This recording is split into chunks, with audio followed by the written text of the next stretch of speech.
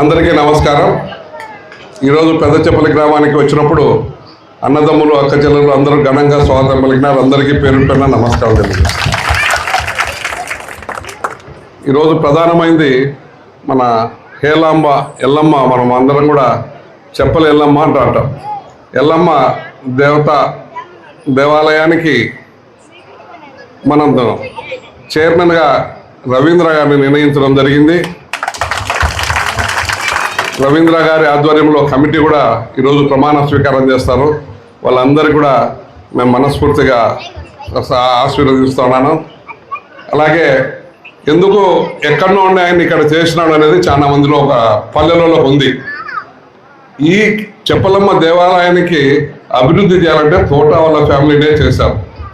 కొన్ని ఇప్పుడు నాకు తెలిసి ఒక 50-60 లక్షలు వాళ్ళ సొంత డబ్బులు ఖర్చు పెట్టారు. తోట మధు వాళ్ళు మొట్టమొదట దేవాలయంలో బంగారు చీర కట్టించారు. ఆ తర్వాత ఆయన వచ్చిన తర్వాత ఇవన్నీ చాలా సాలాగారం, అలాగే లోపల గ్రానైట్ వేయించడము, పైన మనకు ధ్వజస్తంభము, ఇవన్నీ కూడా ఏర్పాటు చేసి వాళ్ళ సొంత డబ్బులు చేస్తున్నారు. ఆ తర్వాత ఈ కొందరి కమంద హస్తాల నుంచి ఎప్పటి నుంచో ఈ చైర్మన్ లేకుండా అభివృద్ధి లేకుండా అంటే మనం 2018లో ప్రభాకర్ రెడ్డి చేసిన తర్వాత ప్రభాకర్ రెడ్డి కూడా బాగా అభివృద్ధి చేసినాడు. అటుపక్కన ఇటుపక్కన ద్వారాలు కట్టించినారు. ఎల్లమ్మ మనకి ఈ ప్రాంతంలో దేవాలయం ఉందని ఇటుపక్క రోడ్డుకు అటుపక్క రోడ్డు కూడా కట్టించినారు. వాళ్ళందరినీ కూడా నేను అభినందిస్తాను.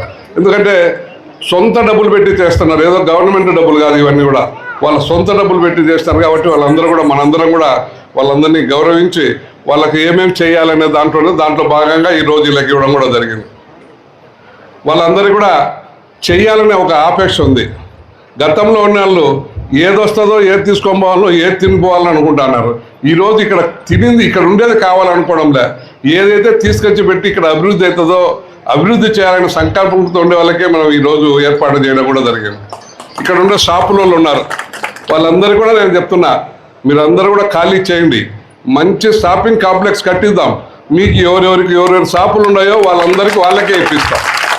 ఏదో అట్లే ఉంటే అది చూసేదానికి కూడా మనం దేవాలయము, ఈ దేవాలయ ప్రాంగణం ఇంత రోతగా ఉందనుకోకుండా ఎక్కడెక్కడ ఏ షాపులు పెట్టుకోవాలి ఇవన్నీ కూడా మనం ఏర్పాటు చేసేసి ఎవరెవరు ఏ షాపుల్లో ఉన్నారో వాళ్ళ షాపులందరూ కూడా వాళ్ళకే ఏర్పాటు చేయడం జరుగుతుంది, మంచి షాపింగ్ కాంప్లెక్స్ కట్టేసి. అలాగే ఈ ఊరికి కూడా అభివృద్ధి కూడా మా టైంలోనే బాగా చేయడం కూడా జరిగింది. ఇక్కడంతా ఎంతో రోతగా ఎప్పుడు వచ్చేవాళ్ళు కాదు, ఇదంతా కూడా సిమెంట్ రోడ్డు వేసడం జరిగింది. మళ్ళా ఇప్పుడు కూడా 40 లక్షల రూపాయలు ఈ ఊరికి సిమెంట్ రోడ్లకు కానీ డ్రైన్స్ కానీ శాంక్షన్ చేయడం కూడా జరిగింది. అది రేపటి నుంచి కానీ మన్నాటి నుంచి కానీ ఈ రోజు నుంచి కానీ ఎప్పుడైనా మొదలుపెట్టి చేయొచ్చు. కాబట్టి మీరందరూ కూడా అభివృద్ధి ఏం చేయాలి, మన ప్రాంతం అభివృద్ధి జరగాలంటే ఏం కావాలి, రోడ్లు ఒకటే కాదు, మనకు నీళ్లు ప్రధానమైనవి కాబట్టి మనకందరికీ నీళ్లు కాలువలతో వచ్చి పడుతున్నాయి. ఈరోజు అది లేదు కాబట్టి మనకు కట్టుకొమ్మ కాలువకు నీళ్లు పోతే మన వాళ్ళందరికీ కాలువకు అటుపక్క ఇటుపక్కలు ఉండే వాళ్ళందరికీ నీళ్లు ఎక్కుతాయంటే నీళ్లు వచ్చేదానికి మొట్టమొదట ప్రభుత్వం వస్తానే సుమారు దగ్గర 70-80 లక్షలు ఖర్చు పెట్టేసి మనకు నేటపల్లె మన గుడ్డాయపల్లె దగ్గర నుంచి కాలువ తీసుకొచ్చేసి కమలాపురం కూడా క్లీన్ చేసేసి ఏటికి నీళ్ళు వస్తానే పక్కకు పోకుండా నీళ్ళు వచ్చేదానికి కూడా ఏర్పాటు కూడా చేయడం జరిగింది. దానికి ఇప్పుడు పెట్టుబడి గవర్నమెంట్ నుంచి డబ్బులు రాకుండా వాసుదేవరెడ్డి దానికి పూర్తి డబ్బులు కూడా పెట్టడం జరిగింది, డబ్బులు పెట్టి చేపించినాడు. ఇవి మన ప్రాంతానికి అభివృద్ధి కావాల్సినవి. ఈ అభివృద్ధికి మేమంతా ఉంటాం.